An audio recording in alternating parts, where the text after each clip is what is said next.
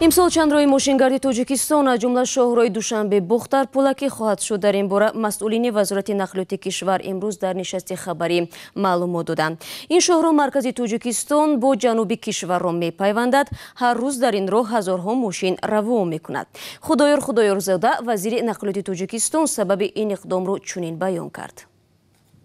мо ҳамин фикрро дорем, ҳисобу китоб карда истодаем.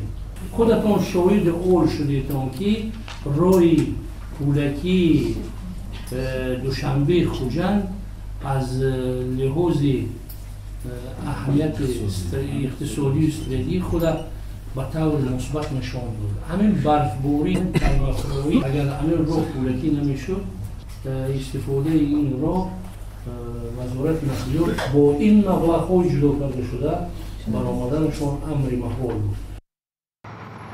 فعلا در توجیکستان شهرهای دوشنبه چانوق پولکی است. در گذشته ساکنان دههای اطراف و همچنین راننده ها از پولکی شدن شهر را به شدت انتقاد کرده بودند، چون که یگان راه زمینی آلترناتیوی وجود ندارد.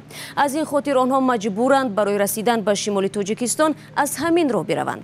ولی در مسئله مسیر دوشنبه بختر در وزارت نقلیات گفتند که ساکنان امکان رفع با راه آلترناتیوی را خواهند داشت.